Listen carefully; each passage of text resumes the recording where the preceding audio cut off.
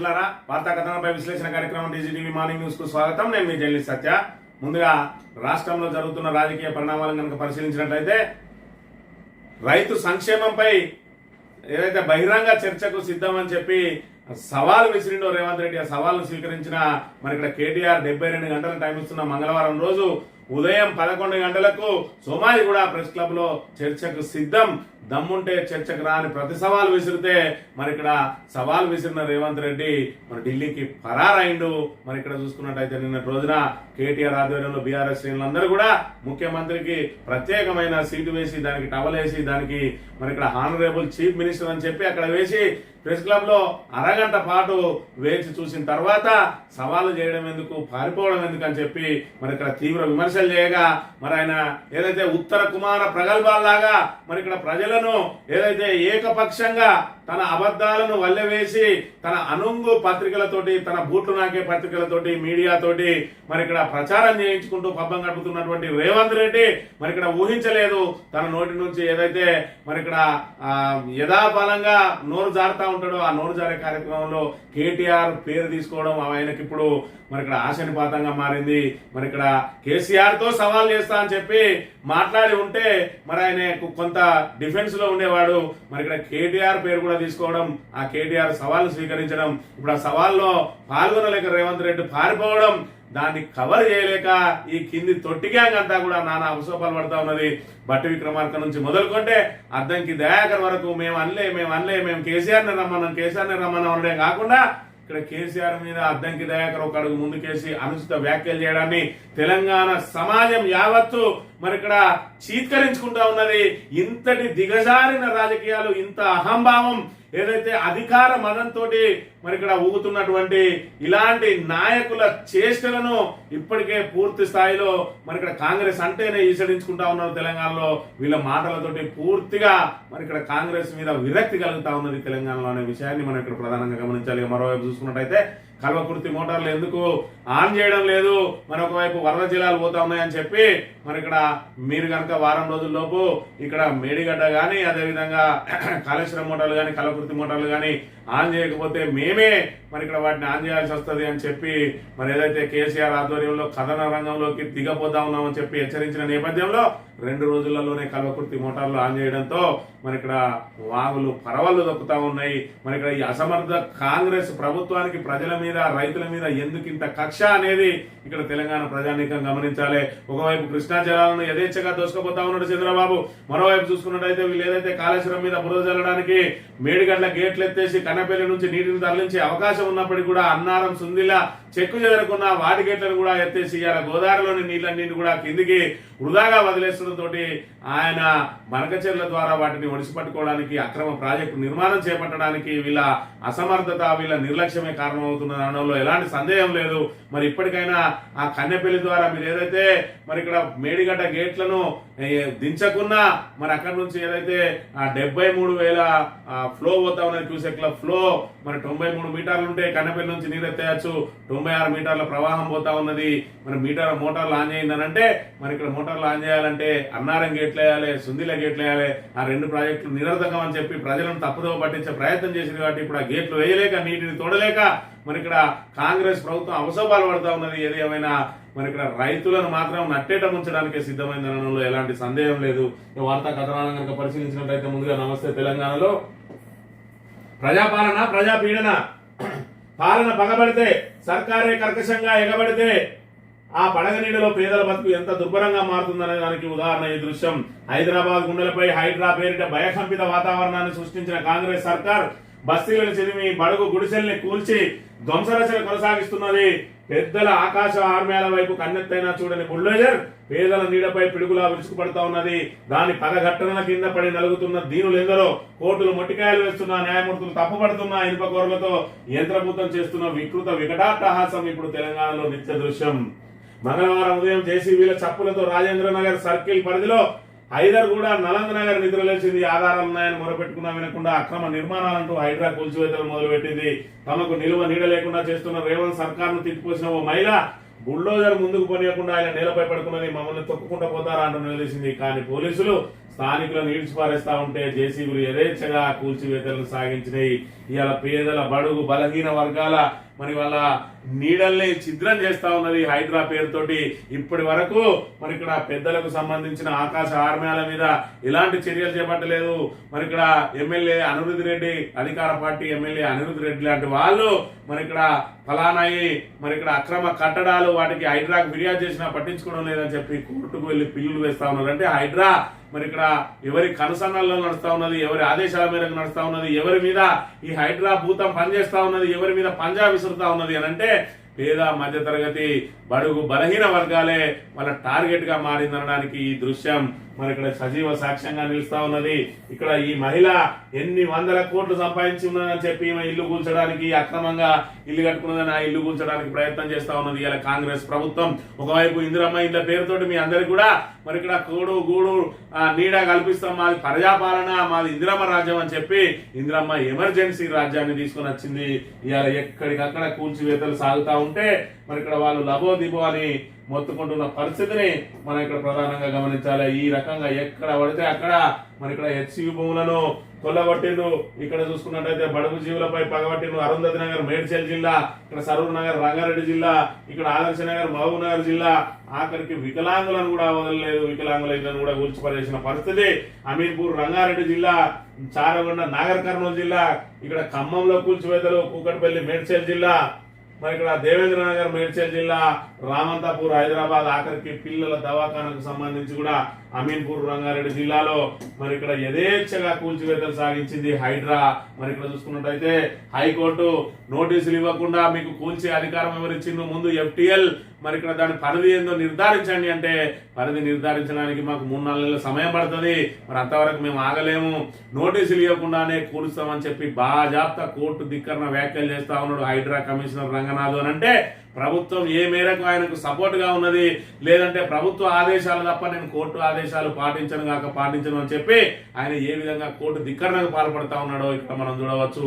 సున్నం చెరువులో మరి ఇక్కడ ఏదైతే అడుగు పెట్టద్దంటే మళ్ళీ రాజేంద్ర నగర్ చెరువులకు పోయిండు. రాజేంద్ర నగర్ చెరువులో అడుగు పెట్టద్దని కోడి చెప్తే ఇంకో చెరువులకు పోతాడు. మరి ఇక్కడ ఓవరాల్ గా దేనికి సంబంధించి దానికి కోర్టుల ఆదేశాలు ఇస్తున్నాయి కాబట్టి దాన్ని ఆసరాగా చేసుకుని ఆ చెరువు అంటే ఈ చెరువు, ఈ చెరువు అంటే ఆ చెరువు అని ఏది ఏమైనా పేద బడుగు బలహీన వర్గాల మీదనే ఇవాళ హైడ్రా ప్రతాపం చూపిస్తా ఉన్నది. మరోవైపు హైడ్రా భూతం ద్వారా రియల్ ఎస్టేట్ ఇప్పటికే పూర్తిగా మరి ఇక్కడ పాతాళానికి చేరింది. మరోవైపు నిజంగానే ఒకవేళ వాళ్ళు చెరువులనే ఆక్రమించుంటే ఆ చెరువులను మీరు నిజంగానే పునరుద్ధరించాల్సి ఉంటే మరి ఇక్కడ వాళ్ళు కనుక మరి ఏదో మోసపోయి ఉంటే ఆ మోసానికి ఏదైతే మోసపోయిన వాళ్ళకి అండగా నిలవాల్సింది కూడా ప్రభుత్వమే, న్యాయం చేయాల్సింది కూడా ప్రభుత్వమే, వాళ్ళకు నష్టపరిహారం ఇప్పించాల్సింది ప్రభుత్వమే, వాళ్ళకు ఏదైతే గూడు కల్పించాల్సింది కూడా ప్రభుత్వమే. మరి ఇక్కడ ఇందిరమ్మ ఇల్లు ఎవరెవరికో ఇస్తా అంటున్నారు. డబుల్ బెడ్రూమ్లు ఇప్పటి వరకు పంపిణీ చేయలేదు. గత ప్రభుత్వం కట్టిన డబుల్ బెడ్రూమ్లు అనేక వేలు మరి అక్కడ పడి ఉన్నాయి. మరి ఇలాంటి వాళ్ళని ఎవరినైతే మీరు తీసేస్తున్నారో వాళ్ళకి ఎందుకు డబుల్ బెడ్రూమ్లు ఇచ్చి వాళ్ళకు తక్షణం గూడు కల్పియరు అంటే మరి ఆ డబుల్ బెడ్రూమ్లకు వేరే ఒక ఏదైతే లక్ష్యాన్ని నిర్దేశించుకొని ఉంటారు, ఏదైతే అక్కడ ఉన్న మూసీని ఖచ్చితంగా ఏదో ఒక రోజు ఖాళీ చేస్తాం, మూసీలో ఉన్న వాళ్ళందరినీ డబుల్ బెడ్రూమ్లలోకి తరిమేస్తామనే ఆలోచన మీద ఉన్నారు. కాబట్టి ప్రభుత్వం గూడు కోల్పోయిన వాళ్ళకు కాకుండా తమకు అవసరమైన వాళ్లకు తాము ఎవరినైతే ఉద్దేశపూర్వకంగా లేపాలే అక్కడ లేపితే మరి ఇక్కడ ఏదైతే లీగల్ లిటిగేషన్స్ వస్తాయి కాబట్టి ఆ లీగల్ లిటిగేషన్స్ కు ఈ డబుల్ బెడ్రూమ్లను అడ్డం పెట్టుకునే ప్రయత్నం చేస్తా ఉన్నారు తప్ప బడుగు బలహీన వర్గాలు, పేదలు, మధ్యతరగతి ప్రజలకు అండగా నిలవడానికి ప్రభుత్వం సహకరించకపోగా ఉల్టా వాళ్ళ నీడను కూల్చేస్తూ ఇలాంటి హృదయ విదారక సంఘటనలు కోకొల్లలుగా జరుగుతా ఉన్నాయి ఈ హైడ్రా భూతం ద్వారా అనే విషయాన్ని మనం ఇక్కడ ప్రధానంగా గమనించాలి. ఇక నిన్న రోజున కేటీఆర్ ఏదైతే సవాల్ను స్వీకరించి నిన్న రోజున ప్రెస్ క్లబ్ కు పోతే మరి అక్కడికి రేవంత్ రెడ్డి అయితే రాలేదు. రేవంత్ రెడ్డి రాకున్నా పర్వాలేదు, మంత్రులైన వస్తారని ఎదురు చూస్తే ఆ మంత్రులు కూడా రాని పరిస్థితి. సవాల్ వేసి ఢిల్లీకి పరారు, రచ్చ తప్ప చర్చ రాదా రేవంత్. బేసిక్ నాలెడ్జ్ లేని సీఎం కు ప్రిపరేషన్ కు సమయం ఇచ్చినా రాలేకపోయారు. ముఖ్యమంత్రికి మరో అవకాశం ఇస్తున్నాం, టైం డేట్ ఆయన్నే డిసైడ్ చేసుకున్నా సరే, లేదంటే కేసీఆర్ కు క్షమాపణ చెప్పాలి, అసెంబ్లీలోనైనా రెడీ, మైక్ కట్ చేయొద్దు. రేవంత్ రెడ్డి అసమర్థతతోనే రైతుల అరిగోస ఎరువులు విత్తనాల కోసం భారీ లైన్లు, నీళ్లు ఏపీకి, నిధులు ఢిల్లీకి, నియామకాలు తొత్తులకి. ఇదే కాంగ్రెస్ పరిపాలన. బాబు కోటగా రాష్ట్ర ప్రయోజనాలకు వ్యతిరేకంగా రేవంత్ రెడ్డి పనిచేస్తా ఉన్నాడు. అవినీతి సర్కారును కాపాడుతున్నది మోదీనే. బీఆర్ఎస్ వర్కింగ్ ప్రెసిడెంట్ కేటీఆర్ ఇక్కడ చూసుకున్నట్టయితే ఆనరేబుల్ చీఫ్ మినిస్టర్ అని చెప్పి ఆయనకు ఒక పీఠం వేసి ఆ పీఠం వద్ద బీఆర్ఎస్ మరి ఇక్కడ వర్కింగ్ ప్రెసిడెంట్ తో పాటు బీఆర్ఎస్ శ్రేణులందరూ కూడా మరి అరగంట పాటు వేచి ఉన్నారు. అయినప్పటికీ కూడా రేవంత్ రెడ్డి పత్తాలేడు. ఢిల్లీలో మరి ఏదైతే సవాల్ చేసిండు, ఢిల్లీకి పలాయనం చిత్తగించిండు. మరి నాకు ఢిల్లీకి ముందే మరి ఇక్కడ ఏదైతే నా పర్యటన షెడ్యూల్ ఖరారైంది కాబట్టి మరి నేను మంగళవారం రాను, చలో బుధవారం పెట్టుకుందాం, శుక్రవారం పెట్టుకుందాం, శనివారం పెట్టుకుందామా, లేదంటే మరి ఇక్కడ చూసుకున్నట్టయితే ఆ ప్రెస్ క్లబ్ అవసరం లేదు, ఎల్బీ స్టేడియంలో పెట్టుకుందామా, లేదు అసెంబ్లీలోనే చర్చిద్దాం, అసెంబ్లీ సమావేశపరుస్తామా అనేటి ఏవి ఉండేవి. ఏదైతే అప్పటి మందం సప్పట్ల కోసం ప్రజల లోపలికి అబద్ధాలను ఏదైతే ముఖ్యమంత్రిగా మాట్లాడితే ఏదైనా మరి ఇక్కడ పెద్ద ఎత్తున చూపించే అవకాశం ఉంటుంది. మరోవైపు తనకు బూట్లు నాకే పత్రికలు ఎట్లా ఉన్నాయి కాబట్టి దాన్ని పెద్ద పెద్ద తాటికాయని అక్షరాలతో చూపిస్తాయని చెప్పి అడ్డమైన మాటలు మాట్లాడడం, అడ్డగోలు మాటలు మాట్లాడడం, ఆ తర్వాత మరి అక్కడ ఏదైతే వెన్ను చూపి పారిపోవడం రేవంత్ రెడ్డికి పరిపాటిగా మారిందనే విషయాన్ని మనం ఇక్కడ ప్రధానంగా గమనించాలి. దాంతో అన్నాడు, నీకు రచ్చ తప్ప చర్చ రాదా రేవంత్ అని చెప్పి, బేసిక్ నాలెడ్జ్ లేదు కాబట్టి నీకు మరి ఇక్కడ 72 గంటలు టైం ఇచ్చిన ఈ లోపల ప్రిపేర్ అవుతామనంటే అయినా కూడా రాలేదని చెప్పి మరి ఇక్కడ తీవ్ర స్థాయిలో మరి ఆరోపణలు చేసిన పరిస్థితిని మనం ఇక్కడ ప్రధానంగా గమనించవచ్చు. ఇక మేడిగడ్డపై మరో కుట్ర, సెక్యూరిటీ గాప్, వాహనాలు రైరాయి, బరాజ్ కూలిపోవాలనే గాలికి వదిలేశారా? బీఆర్ఎస్ అధినేతలు బదనాలు చేసే ప్లాన్, పనికిరాని బరాజుపై ముద్ర వేసే, పనికిరాదని బరాజుపై ముద్ర వేసే కుతంత్రం అని చెప్పి మేడిగడ్డ మీదకి వెళ్ళి ఏదైతే సెక్యూరిటీ ఉంటుందో మరి ఇక్కడ ఏదైతే 21వ పిల్లర్ కుంగిందో ఆ కుంగిన పిల్లర్ ను మరమ్మతు చేయాలి. మరి కుంగి ఉన్నది కాబట్టి దాని మీదకి వెళ్ళి రాకపోకలను ఇప్పటి వరకు ఆపేసిండ్రు.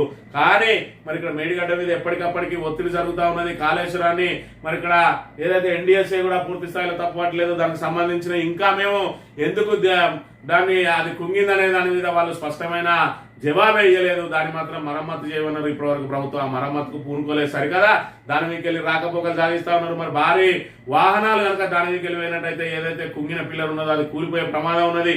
ప్రజల ప్రాణాలతోటి చెలగాట మారడానికైనా ప్రభుత్వం మరి ముందుకు సాగుతా ఉన్నది. కానీ మరి దాని మరమ్మతు అయితే చేయలేదు.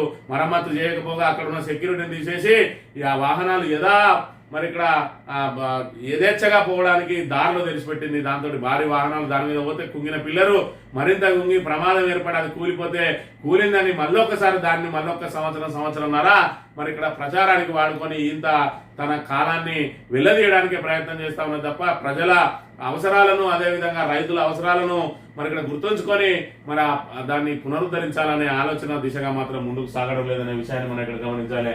ఇక భద్రాద్రిలో ఈవోపై ఏపీలో దాడేట ఆలయ భూముల ఆక్రమణ అడ్డుకునేందుకు వెళ్తే దౌర్జన్యం అని చెప్పి మన రాములూరి భూములకు సంబంధించి ఆలయ భూములన్నీ కూడా మరి ఆంధ్రలో ఉన్నాయి, తెలంగాణలో ఉన్నాయి. ఏదైతే ఆంధ్రాలో ఏదైతే భద్రాద్రి మండలానికి సంబంధించి మరి అక్కడి నుంచి కొత్తగూడెం జిల్లాకు సంబంధించి 7 మండలాలను ఏవైతే అలా కలిపిండ్రో మరి అప్పుడే ఈ భద్రాద్రి భూములు కూడా ఆంధ్ర ప్రాంతంలోకి పోయినాయి. మరి ఆంధ్ర ప్రాంతంలో పోయింది, దేవుడు తెలంగాణలో ఉన్నాడు కాబట్టి ఆంధ్రలో యథేచ్ఛగా ఆక్రమించుకుంటా ఉన్నాడట. ఈవోవై వాటిని రక్షించే ప్రయత్నం చేస్తే మరి ఆ ఈవోవినే దాడి చేసిరు. అక్కడ పోలీసులు ఏం చెప్తారంటే ఆ భూములను కబ్జా చేసుకోవడానికి సహకరిస్తారు తప్ప మనకెందుకు, తెలంగాణకు ఎందుకు సహకరిస్తారనే విషయాన్ని కూడా గమనించాలి. ఈ వారం మళ్ళీ 1000 కోట్ల అప్పు తీసుకోవడానికి సారు రెడీగా ఉన్నాడు. అప్పు పప్పు కూడా తినా అంటాడు. మరి దొడ్డిదారిన అప్పులు మాత్రం యథేచ్ఛగా తెస్తూనే ఉంటాడు అనే విషయాన్ని మనం గమనించాలి. బీఆర్ఎస్ హెచ్చరిక, సర్కార్లో కదలిక, కాలువలకు కల్వకుర్తి నీళ్లు, హరీష్ రావు అల్టిమేటంతో దిగొచ్చిన ప్రభుత్వం సైలెంట్ గా కల్వకుర్తి లిఫ్ట్ మోటార్లు ప్రారంభం, ఎమ్మెల్యేలతో వెళ్లి నీళ్లొదిన మంత్రి జూపల్లి, పాలమూరును ముద్దాడిన కృష్ణమ్మ జలాలు. ఇది కేసీఆర్ విజయం అంటూ రైతుల హర్షం. మహారాష్ట్రలో కురుస్తున్న వర్షాల కారణంగా కృష్ణా గోదావరి వరద ఉధృతంగా పోతున్నది. వారంలోగా కన్నెపల్లి కల్వకుర్తి పంపాజ్ మోటార్లు ఆన్ చేసి నీటిని ఎత్తిపోసి పొలాలకు మళ్లించకుంటే కేసీఆర్ నాయకత్వంలో లక్షలాది మంది అన్నదాతలతో కలిసి మేమే మోటార్లను ఆన్ చేస్తామని మాజీ మంత్రి హరీష్ రావు ఇచ్చిన ఆల్టిమేటంతో ఎట్టకేలకు కాంగ్రెస్ ప్రభుత్వంలో కదిలిక వచ్చింది. మోటార్లను స్టార్ట్ చేసింది కల్వకుర్తికి సంబంధించి. మరి ఇక్కడ నీళ్లు పరవలు దొక్కుతా ఉన్నది. అంటే ముల్లిగట్ట బట్టి పొడితే తప్ప కాంగ్రెస్ ప్రభుత్వం పనిచేయదు, మొద్దు నిద్రపోతా ఉన్నది. కనీసం ఆ వరద జలాలను మనం వాటిని మళ్లించుకోవాలి, మనం ఇక్కడ రిజర్వాయర్లకు మళ్లించుకోవాలి, అన్నదాతలకు నీళ్లు అందించాలనే కనీస సోయి లేని మంత్రి, కనీస సోయి లేని ముఖ్యమంత్రి మన తెలంగాణకు దాపురించారు. దాంతో ప్రతిదీ ఏం చేయాలనేది కూడా బీఆర్ఎస్ చెప్పాల్సి వస్తుంది. మరోవైపు చూసుకున్నట్టయితే ఎన్డీఎస్ఏ అని చెప్పి మరి నిన్నటి వరకు చెప్పిండ్రు, ఇప్పుడు కూడా ఇంకా ఎన్డీఏ సేవిని నెట్టేసి కాళేశ్వరం ప్రాజెక్టు మరమ్మతుకు మాత్రం ముందుకు రావడం లేదు ప్రభుత్వం. అసలు కాళేశ్వరం మరి ఇక్కడ వరప్రదాయాన్ని మరి ఇక్కడ పూర్తిగా కాళేశ్వరం నిండుకుండలా ఏదైతే గోదావరి నిండుకుండలా ఉండాలంటే మేడిగడ్డ ఖచ్చితంగా దాన్ని పునరుద్ధరించాలని చెప్పి మేధావులంతా గగ్గోలు పెడుతున్నా మరి ఇక్కడ కాళేశ్వరం నిరర్థకంగానే చూపించాలని చెప్పి మరి ఒకవైపు బీఆర్ఎస్ మీద కుట్రవాన్ని కాళేశ్వరాన్ని నిరర్థకంగా చూపించే ప్రయత్నం చేస్తా ఉన్నది కాంగ్రెస్ ప్రభుత్వం. మరోవైపు ఇదే ఆధారంగా చూసుకొని గోదావరి ప్రాణహిత జలాలను దూసుకుపోవడానికి చూస్తా ఉన్నది ఏపీ ప్రభుత్వం అనే విషయాన్ని మనం ఇక్కడ గమనించాలి. నేడు దేశవ్యాప్త సమ్మె, మోదీ సర్కార్ కార్మిక వ్యతిరేక విధానాలపై యుద్ధభేరి అని చెప్పి మరి ఇక్కడ కార్మిక సంఘాలన్నీ కలిపి మోడీ సర్కార్ మీద మరి ఇక్కడ యుద్ధభేరి ప్రారంభించబోతా ఉన్నాయి. ఏదైతే మరి 8 గంటల పనిదినాలను కూడా రూపుమాపే ప్రయత్నం చేస్తా ఉన్నాడు రేవంత్ మన మోడీ అని చెప్పి మరి ఇక్కడ దేశవ్యాప్త సమ్మె ఒక్కరోజు సమ్మెను చేపట్టబోతా ఉన్నారు. ఈ అవినీతికి మరో మెట్టు, మత్స్యశాఖలో బిల్లులకు 12% కమిషన్, చేప పిల్లల సరఫరాదారులకు బిల్లులు పెండింగ్, 110 కోట్లకు 13 కోట్లు ఇచ్చేలా ఒప్పందం, అయినా కోటి అడ్వాన్స్ తీసుకున్నట్ట ఇప్పటివరకు బిల్లు కూడా ఇప్పించలేరు. అవినీతి అంటే అసలు కాంగ్రెస్ ప్రభుత్వం అంటేనే అవినీతి, దాంట్లో అవినీతి లేకుంటే మనం ఏమన్నా ఆశ్చర్యపోవాలి, కానీ అవినీతి ఉంటే అందులో ఆశ్చర్యం ఎందుకుంటుంది అనే విషయాన్ని కూడా మనం గమనించాలి. ఇక బంకచెర్లపై ఎందుకు గప్చుప్, ఢిల్లీలో అడ్డుకుంటానంటూ వెళ్ళిన రేవంత్ సోమవారం అపాయింట్మెంట్ ఇచ్చిన కేంద్ర జలశక్తి శాఖ మంత్రి పాటిల్ అర్ధాంతరంగా భేటీ రద్దు చేసుకున్న సీఎం, తెర వెనుక పరిణామాలపై ఆసక్తి చర్చ అని మరి ఇక్కడ బంకచెర్ల మీద పోరాటం చేస్తానని చెప్పుకున్నటువంటి రేవంత్ రెడ్డి ఢిల్లీలో కేంద్ర జలశక్తి శాఖ మంత్రికి మరి అపాయింట్మెంట్ అడిగినట్ట, ఇచ్చిండు, అయినా రద్దు చేసుకుంటాడు. ఎందుకు వెనుక చంద్రబాబు ఒత్తిడా లేకపోతే బంకచెర్ల మీద మాట్లాడకు అని చెప్పి ఏమన్నా ఆదేశాలు జారీ అయినాయి. కానీ మొత్తానికైతే కాంగ్రెస్ పార్టీలో ఉంటూ మరి ఇక్కడ ఎన్డీఏ ప్రభుత్వ కనుసన్నలలో పరిపాలన సాగిస్తున్నటువంటి రేవంత్ రెడ్డికి ఈ అసమర్థ మంత్రివర్గం అంతా కూడా మరి గుడ్డిగా ఫాలో అవుతున్న పరిస్థితి ఇవాళ తెలంగాణలో నెలకొన్నది అనే విషయాన్ని మనం గమనించాలి. బంకచెర్లతో తెలంగాణకు నష్టం లేదట చంద్రబాబు, మళ్ళీ తొండి వాదన. ఆయన ఏం చెప్తాడు, నష్టం లేదని చెప్తాడు. మన సోయి లేని నాయకులే నష్టం లేదు బంకచెర్లతో అని చెప్పి ప్రజలకు మరి సందేశం ఇస్తా ఉంటే ఇంకా చంద్రబాబు నష్టం లేదని చెప్పడంలో అందులో మరి ఇక్కడ ఆశ్చర్యం ఏముంటుంది అనే విషయాన్ని కూడా గమనించాలి. సాక్షి విషయానికి వస్తే, కోటా పెంచండి, యూరియా సరఫరాపై కేంద్ర మంత్రి నడ్డాకు ముఖ్యమంత్రి రేవంత్ రెడ్డి, ఎవడైనా సోయున్నోడు మరి ఇక్కడ యూరియా ఎప్పుడు అవసరం పడుతుంది అని చెప్పి దానికి 2-3 నెలల ముందు నుంచే దానికి సకల ఏర్పాట్లు చేసుకుంటారు. ప్రభుత్వం మీద ఒత్తిడి తీసుకొస్తాడు, దానికి ప్రత్యామ్నాయం ఆలోచించుకుంటాడు. ఇవాళ ఆల్రెడీ రైతులకు యూరియా అవసరం పడ్డ రోజున యూరియా కోటా పెంచండి అని చెప్పి అడుగుతా ఉన్నారు. అంటే ప్రభుత్వం ఎంత మరి ఇక్కడ పారదర్శకంగా పనిచేస్తా ఉన్నది, ప్రజల కోసం ఎంత పరితపిస్తా ఉన్నది ప్రజాప్రభుత్వం అనేది మరి ఇక్కడ తేటతెల్లం అవుతా ఉన్నది. ఇక బోధకులు లేరు, రోగులు ఉన్నారు. రాష్ట్రంలోని పలు ప్రైవేట్ వైద్య కళాశాలల్లో అధ్వాన పరిస్థితులు. మరి ఇక్కడ అధ్వాన పరిస్థితులు అంటే తెలంగాణ వచ్చిన తర్వాత వాటి మీద పర్యవేక్షణ కూడా కరువైంది. ఏదైతే తెలంగాణలో కాంగ్రెస్ ప్రభుత్వం వచ్చిన తర్వాత మన తెలంగాణలో గత 10 సంవత్సరాలలో ఒక్కొక్క ఆసుపత్రిని పెంచుకుంటూ పోయి సౌకర్యాల కల్పనలో వాళ్ళ మీద మరి ఇక్కడ ప్రయత్నాలు సాగుతూ ఉంటే మరి ఇక్కడ చూసుకున్నట్టయితే మరి ఈ ప్రభుత్వం పూర్తిగా మరి ఏదైతే పరిపాలన గాలికి వదిలేసి తిరుగుతా ఉన్నాయి కాబట్టి 18 నెలల నుంచి అదో పాతాళానికి పోతా ఉన్నాయి మన పరిస్థితులన్నీ. చర్చ జరగాల్సింది అసెంబ్లీలో, అక్కడ లెక్కలతో సహా అన్ని వివరిస్తాం. ప్రెస్ క్లబ్ కు వచ్చి సవాలంటే ఎట్లా, సీఎం సవాల్ విసిరింది పెద్ద మనిషి కేసీఆర్ కు. ఈయన నుంచి మొదలు పెడితే మరి ఇక్కడ సీతక్క నుంచి మొదలు పెడితే అద్దెకి దయాకర్ రాక, బట్టి విక్రమార్క నుంచి మొదలు పెడితే సీతక్క నుంచి బట్టి విక్రమార్క దాకా కూడా అందరు కూడా ఒకటే మాట మాట్లాడతాడు, సవాల్ విసిరింది నీకు కాదు కేసీఆర్ కానీ. మరి ఎవరికి సవాల్ విసిరింది అనేది ఒకసారి చూసినట్టయితే, ఎవరైనా సరే నేను సవాలు విసురుతున్నా, చర్చ పెడతాం పార్లమెంటులోనా అసెంబ్లీలోనా. రైతు రాజ్యం ఎవరు తెచ్చారు, రైతులకు అండగా నిలబడ్డది ఎవరో తెలుసుకుందాం. రాంటి చర్చలకు కేసీఆర్ వస్తాడు, కేటీఆర్ వస్తాడు, కాంగ్రెస్ పార్టీ కార్యకర్తలను తీసుకొని నేను వస్తానని సూటిగా సవాలు విసురుతున్నాం. కాంగ్రెస్ కార్యకర్తలను తీసుకొని ఎక్కడికి రాగలుగుతాడు, పార్లమెంటుకు పోగలుగుతాడా, అసెంబ్లీకి పోగలుగుతాడా, లేదంటే ఏదైనా చర్చా వేదిక వద్దకు పోగలుగుతాడా? ఒక్క అంశం చూసుకున్నట్టయితే. రెండోది చూసుకున్నట్టయితే ఆయన సవాల్ విసిరింది కేసీఆర్ కు అని చెప్పి పదే అని చెప్తా ఉన్నారు. మరి ఇక్కడ చూసుకున్నట్టయితే కాంగ్రెస్ పార్టీ కార్యకర్తలను కేసీఆర్ వస్తాడు, కేటీఆర్ వస్తాడు, కాంగ్రెస్ పార్టీ పదే చెప్పిండు ఆయన కేసీఆర్ వస్తాడు, కేటీఆర్ వస్తాడు అని. అయినా ఇంత రికార్డెడ్ గా ఎవిడెన్స్ ఉన్నా కూడా కాంగ్రెస్ నాయకులు ఏ విధంగా అబద్ధాలు ఆడుతా ఉన్నారు. సవాలు విసురుడు ఎందుకు, మరి ఇక్కడ పలాయనం చిత్తగించుడు ఎందుకు, మరి ఇక్కడ చేతగానులు సవాళ్ళు ఎందుకు చేయాలనే విషయాన్ని ఇక్కడ గమనించాలి. మరి ఇక్కడ మేము చర్చ అసెంబ్లీలో చేస్తామంటాడు. పోనీ అసెంబ్లీలో చర్చకు రెడీ అని అంటే నువ్వు కాదు కేసీఆర్ రావాలంటాడు. నీకు వీళ్ళు వచ్చి మాట్లాడితే మైకులు కట్ చేస్తూ ఉంటారు, వాళ్ళు మాట్లాడేది మాత్రం మైకులు కట్ కావు. ఎందుకంటే మరి వాళ్ళది ప్రభుత్వం కాబట్టి ఈ రకంగా ఏమైనా తప్పించుకుపోయే ప్రయత్నం, ఆరోపణలు చేసి బురద జల్లి మరి దానికి సమాధానాలు దాటవేసే ప్రయత్నం తప్ప కాంగ్రెస్ ప్రభుత్వం చేసింది ఏం లేదనే విషయాన్ని గమనించాలి. ఎమర్జెన్సీని తలపించేలా సీఎం రేవంత్ రెడ్డి పాలన, కాంగ్రెస్ పాలన అన్నట్టు ఎమర్జెన్సీని కల్పిస్తోంది. రాష్ట్రంలో చంద్రబాబు చెప్పినట్టు కోవటి పాలన సాగిస్తా ఉన్నారు. 100% చంద్రబాబు శిష్యుడు కాబట్టి చంద్రబాబు చెప్పిందే నడుస్తా ఉన్నది. ఇలా బరక చెరువులకు బీజం పడడానికి ప్రధాన కారణం రేవంత్ రెడ్డి ముఖ్యమంత్రిగా ఉండడమే కారణం అనే విషయాన్ని మనం ఇక్కడ గమనించాలి. మన నీళ్ళ వైపు కానీ, మన నిధుల వైపు కానీ, మన నియామకాల వైపు కానీ కన్నెత్తి చూడకుండా హైదరాబాద్ మీద అసలు దృష్టి పెట్టకుండా మరి ఇక్కడ 2015లోనే పారిపోయినటువంటి చంద్రబాబు నాయుడు మళ్ళీ రేవంత్ రెడ్డి వచ్చిన తర్వాత ఆయనకు ఏదైతే తెలంగాణ మీద, హైదరాబాద్ మీద ఆశలు చిగురించినాయి అన్న విషయాన్ని కూడా మనం గమనించాలి. మళ్ళీ మొబైల్ బిల్లుల మోతాట, మొబైల్ బిల్లులు పెంచడానికి ప్రయత్నం చేస్తా ఉన్నారు. సాగర్ వైపు కృష్ణమ్మ పరుగులు, శ్రీశైలం ప్రాజెక్టు 4 గేట్లు ఎత్తి నీటి విడుదల, దిగువన 1.94 లక్షల క్యూసెక్ల వరద అని చెప్పి మరి ఇక్కడ సాగర్ ను విడిచిపెడితే కృష్ణమ్మను విడిచిపెడితే కృష్ణా ప్రాజెక్టు నుంచి సాగర్ ప్రాజెక్టు వైపు నిధులు పోతా ఉన్నాయి. మరి నిజాం సాగర్ ప్రాజెక్టు నిండడానికి మరి ఇక్కడ ఇది దోహదపడే అవకాశం ఉన్నది. ఇక్కడ చూసుకున్నట్టయితే ఆంధ్రజ్యోతిలో బిరబిర కృష్ణమ్మ అని చెప్పి శ్రీశైలం గేట్లు తెలిసిండ్రు. మరి సాగర్ కు వరద క్యూసెక్లు వరద పెరుగుతా ఉన్న అంశాన్ని కూడా మనం ఇక్కడ గమనించాలి. జహీరాబాద్ స్మార్ట్ సిటీకి డబ్బులు ఇవ్వండి, కేంద్రం ఆమోదించిన 596 కోట్లు విడుదల చేయండి. మరి తిరిగిందే తిరుగుడు ఇప్పటి వరకు ₹1 తీసుకురాలే. పోనీ నిధుల కోసం ఏమైనా పోరాటం చేస్తాడా అని అంటే అడపా ఏ మోడీ అని చెప్పి మరి ఇక్కడ ఏదైతే కాంగ్రెస్ నన్ను ఏమనుకుంటుందో అని చెప్పి అడపదడప మాట్లాడడం తప్ప తెలంగాణ కోసం ఇప్పటి వరకు మరి ఇక్కడ ప్రభుత్వాన్ని నిలదీసిన అంశం అయితే ఏది లేదు. వెళ్ళడం మరి అక్కడ ఆయన ఏం కార్యం చేయడానికి వెళ్తాడో కానీ మొత్తానికైతే అధికారిక కార్యక్రమం అని చెప్పి కేంద్ర మంత్రులను కలిసి 4 ఫోటోలు వేసుకుంటాడు. మరి ఇక్కడ రేవంత్ రెడ్డి రాహుల్ గాంధీ అపాయింట్మెంట్ కోసం మరి ఇక్కడ ప్రయత్నాలు అయితే చేస్తూనే ఉన్నాడు. పాపం 18 నెలల నుంచి ఆయనకు 2-3 సార్లు కూడా అపాయింట్మెంట్ రాకపోవడం నిజంగానే శోచనీయం. కేసీఆర్ దమ్ముంటే రాధాకృష్ణ టచ్ అయ్యి దాడులు చేస్తే తీవ్ర పరిణామాలు ఉంటాయి. ఆంధ్రజ్యోతికి కాంగ్రెస్ అండగా ఉంటుంది. ఆ పార్టీ నేతల స్పష్టీకరణ దాడికి రెచ్చగొడుతోంది కేటీఆర్ అంటున్న సీతక్క. ఆంధ్రజ్యోతిపై దాడి చేస్తే టీ న్యూస్ పై కాంగ్రెస్ శ్రేణులు దాడి చేస్తాయి. రమేష్ రెడ్డి రాధాకృష్ణ తెలంగాణ బిడ్డ. రాధాకృష్ణ తెలంగాణ బిడ్డ కాదు, మీరందరే ఆంధ్ర బిడ్డలాగా వ్యవహరిస్తా ఉన్నారు. తెలంగాణ మీద విషం కక్కడానికి మరి ఇక్కడ రాధాకృష్ణ తోటి మీరు జట్టు కట్టినా, మీతోటి రాధాకృష్ణ జట్టు కట్టినా, మొత్తానికైతే చంద్రబాబు కోవటులందరూ కూడా ఇవాళ ప్రభుత్వంలో ఉండి ఇవాళ తెలంగాణను సర్వనాశనం చేస్తా ఉన్న పరిస్థితి అయితే తెలంగాణ ప్రజలకు పూర్తిగా తేటతెల్లం అవుతుందనే విషయాన్ని అయితే మనం ఇక్కడ గమనించాలి. చర్చకు రమ్మని ఢిల్లీకి పారిపోయారేమో అని చెప్పి మరి అడిగిన దాన్ని కూడా ఇక్కడ ప్రధానంగా ప్రచురించింది. ఇక సభలో చర్చిద్దామంటే ప్రెస్ క్లబ్ లో రాద్దాంతం.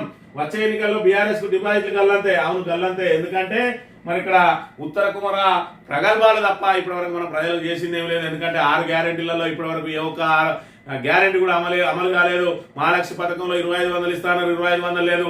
విద్యా భరోసా కార్డు లేదు. ప్రతి మండలానికి ఇంటర్నేషనల్ స్కూల్ లేదు. మరి ఇక్కడ ఆసరా పథకాలు ఏదైతే ఉన్నదో భరోసా, ఆ భరోసాలో ఇప్పటి వరకు పెన్షన్లు 2000, 4000 లేదు. వికలాంగులకు 4000, 6000 లేదు. ఇక చూసుకున్నట్టయితే ఆ రైతు భరోసా చూసుకున్నట్టయితే రైతు భరోసాకు సంబంధించి మరి ఇక్కడ 15000 ఇస్తా అని దాన్ని 12000 కుదించి ఇప్పటికే 2 సీజన్లు ఎగవేసిండ్రు. కౌలు రైతుల మాటే లేదు. మరి రైతు కూలీలకు ఇచ్చింది లేదు. మరోవైపు చూసుకుంటే కళ్యాణ లక్ష్మిలో తులం బంగారం లేదు. ఇప్పటి వరకు మీరు 6 గ్యారెంటీలలో ఏ ఒక్క గ్యారెంటీని కూడా అమలు చేయకుండా ఇంకా నిస్సిగ్గుగా మరి ఇక్కడ వాళ్ళకు డిపాజిట్లే రావని చెప్పి చెప్తా ఉన్నారు. అని అంటే మరి ఇక్కడ ఎవరేమనుకుంటే మనకేందని చెప్పి మరి తిట్టిపోతే మాకేం సిగ్గులేదు అన్నట్టుగా ఉన్నది. వీళ్ళ వ్యవహారం అంతా నవ్విపోతురు కాక నాకేటి సిగ్గు అని చెప్పి మంత్రులు యథేచ్ఛగా మరి ఇక్కడ నోటికొచ్చింది మాట్లాడుతూ ఉన్నారు. ఎందుకంటే మేము అధికారంలో ఉన్నాం, 3 ఏళ్ల తర్వాత మేము వచ్చేది లేదు. ఈ 3 ఏళ్ల పాటు ఇదే విధంగా దబాయించుకుంటూ ముందుకు పోవాలని చెప్పి వాళ్ళ మాటలు ఉన్న అంశాన్ని అయితే మనం చూడాలి. ఇక ఉప్పల్ స్టేడియానికి దారేది. స్టేడియం పక్కన ఉన్న స్థలం కార్పొరేట్ సంస్థ చేతికి. స్టేడియంలో 5 గేట్లు మూస్తూ గోడ నిర్మాణం, పార్కింగ్ స్థలం గల్లంతు. అసోసియేషన్ చెందిన ఉప్పల్ క్రికెట్ స్టేడియానికి పెద్ద కష్టం వచ్చి పడింది. భవిష్యత్తులో ఇక్కడ మ్యాచ్లు జరగడం కుదురుతుందా అనే పరిస్థితి తలెత్తింది. స్టేడియం చుట్టూ ఖాళీగా ఉన్న స్థలం కార్పొరేట్ సంస్థ చేతికి అందించింది. మరి ఇక్కడ చూసుకున్నట్టయితే మొత్తాన్ని మరి ఎవరు అందించింది ఎవరు? మరి ఇప్పటికైతే ఏదైతే నిజంగానే ఒకవేళ గత ప్రభుత్వం అందిస్తే మరి మీరు గడ్డి వీక్తారా? మరి మీరే అందిస్తే ఇవాళ మీ తాబేదారు పథకం చెప్తాంది ఈ రకమైన నీచ పనులు ఎందుకు చేస్తా ఉన్నది ప్రభుత్వం అని మరి ఇక్కడ ప్రభుత్వం ఒకసారి ఆలోచన చేసుకోవాలి. ఈ విధంగా నిర్వీర్యం చేయడం ఎంతవరకు సమంజసం అనే విషయాన్ని కూడా గమనించాలి. ఏడాదిలోనే రైతులకు 70,000 కోట్లు అభివృద్ధిని చూసి ఎవరో లేక బీఆర్ఎస్ బురదల్లే ప్రయత్నం అంటున్న బట్టి మంచి కార్యక్రమాలు చేస్తుంటే కడుపుమంట అంటున్న పొంగులేటి, కాంగ్రెస్ ప్రభుత్వం 15 ఏళ్లు ఉంటే రాష్ట్రం సుభిక్షం అంటున్న కోమటిరెడ్డి, తెలంగాణ కావాలంటున్న ఇతర రాష్ట్రాల ప్రజలు తుమ్మల, మహబూబాద్ లో పలు అభివృద్ధి కార్యక్రమాలకు శంకుస్థాపనలు, ఏ మాటలు మాట్లాడినా నిస్సిగ్గుగా మాట్లాడుతూ ఉన్నారు. మరి గత ప్రభుత్వం చూసుకున్నట్టయితే కేసీఆర్ ప్రభుత్వం అనేక సంక్షేమ పథకాలు ప్రారంభించింది. ఇలా రైతు బంధు అనే బృహత్తర పథకం ప్రపంచంలోనే ఎక్కడ లేదు. అలాంటి పథకాన్ని ప్రవేశపెడితే ఇవాళ దాన్ని కొనసాగించలేక చేతికిలపడి 2 పర్యాయాలు ఎగ్గొట్టి ఇవాళ మేము రైతులకు అండగా నిలుస్తా ఉంటే బీఆర్ఎస్ కన్నుమడతామట. అసలు తెలంగాణ రైతులను అడుగు చెప్పరా, వాళ్ళని అడుగు చెప్పరా? అసలు తెలంగాణ రైతాంగానికి మరి ఇక్కడ అండగా నిలిచింది ఎవరు? వ్యవసాయానికి ఊతమిచ్చింది ఎవరు? మరి ఇక్కడ వ్యవసాయం దండగా అని చెప్పి గత ప్రభుత్వాలు చెప్తా ఉంటే ఇవాళ వ్యవసాయాన్ని పండగగా మార్చింది ఎవరు? మరి ఇవాళ చూసుకున్నట్టయితే బోనస్ ఇస్తా అన్నావు, ఏది నీ బోనస్? ఒక పంటకి ఇచ్చినావు, మిగతాదేది పండించిన ప్రతి గింజకు క్వింటాల్కి 500 ఇస్తా అన్నాడు. అది ఇచ్చిపెట్టి ఇవాళ సన్నవడ్లకు ఇస్తా అన్నాడు. మొన్న సన్నవడ్లకు అని ఇచ్చిందంటే ఒక విడత ఇచ్చిండు, గతం చేతులు ఎత్తేసిండు, దానికి ఊతం ఇచ్చినట్ట. సరిగ్గా వ్యవసాయ ఏదైతే ధాన్యం కొనుగోలు కేంద్రాలు ఉన్నాయో ఆ కొనుగోలు కేంద్రాలలో సరైన సమయంలో కనుక అకాల వర్షాలతోటి రైతులు మరి ఇక్కడ ఏ విధంగా అంగలార్చిరు అనే విషయాన్ని రైతాంగం అంతా అనుభవిస్తా ఉన్నా కూడా తెలంగాణలో మహారాష్ట్రలు కావాలంటా ఉన్నారట. ఎందుకు తెలంగాణ లాగా ధ్వంసం అయిపోవాలనుకుంటున్నారా? మీ దాంట్లో 15 ఏళ్ళు కనుక పరిపాలించినట్టయితే సుభిక్షంగా ఉంటారట. 18 నెలలు పరిపాలిస్తేనే ఇవాళ అదో గతి పాలైంది. ఇంకా 15 ఏళ్ళు పరిపాలిస్తే అందరూ చిప్ప పట్టుకొని మరి ఇక్కడ చుట్టుపక్కల రాష్ట్రాలకు పోయి అరక తినే గతి ఏర్పడుతుంది తెలంగాణ ప్రజలకు అనే విషయాన్ని గమనించాలి. ఈనాడు దినపత్రిక విషయానికి వస్తే ప్రతి సమస్యకు పరిష్కారం చేస్తాం కానీ కోర్టు నుంచి వచ్చినాకనే చేస్తామంటాడు మన బాంబుల మంత్రి పొంగురెడ్డి. యూరియా కోట పెంచండట. యూరియా కోట పెంచడానికి కనీసం 2-3 నెలల ముందు పోవాలన్న సోయి కూడా లేని ప్రభుత్వం ఇదనే విషయాన్ని మనం ఇక్కడ ప్రధానంగా గమనించాలి. సీఎం రమ్మనేది కేసీఆర్ ను రావాల్సింది అసెంబ్లీకి. ఎందుకు మరి సవాలు వేసేటప్పుడే ఆలోచన చేసుకోవాలి. ఏదన్నా మాట్లాడేటప్పుడు అడ్డదిడ్డంగా ఏది మాట్లాడినా చెల్తుందని చెప్పి మాట్లాడడం, ఇప్పుడు తోకముడవడం, తెలంగాణలో పరువు తీసుకోవడం, మీరు ఎంత సర్ది చెప్పాలని చూసినా మరి అది వీడియో ఎవిడెన్స్ ఉన్నది. ప్రతి మనిషి చేతిలో అరచేతిలో మరి ఇక్కడ రేవంత్ రెడ్డి ఏం మాట్లాడిండో, కేసీఆర్ వస్తాడో కేటీఆర్ వస్తాడో రమ్మను, కాంగ్రెస్ కార్యకర్తలను తీసుకొని వస్తా అన్నాడు. కాంగ్రెస్ కార్యకర్తలను తీసుకొని ఏడికి అసెంబ్లీలో కాంగ్రెస్ కార్యకర్తలందరినీ జొరగొడతావా? మరి ఇక్కడ కేటీఆర్ పేరెందుకు తీసుకున్నావు? చేత కాకపోతే కేసీఆర్ మీద సవాల్ చేసి, ఎందుకంటే కేసీఆర్ నాలాంటి వక్రబుద్ధి దగ్గరికి ఎట్లాగో రాడు కాబట్టి మరి అని సవాల్ చేసినా అని చెప్పుకునే అవకాశం అని ఉండు. కేటీఆర్ పేరు తీసి ఇలా ఇజ్జత్ తీసుకున్నాడు రేవంత్ రెడ్డి అనే విషయాన్ని మనం గమనించాలి. సవాల్ విసిరి రాలేదేమంటే రాడు, రావడానికి ఏమున్నది కనుక, ఏం చేసింది కనుక మరి వచ్చే అవకాశం ఉంటది.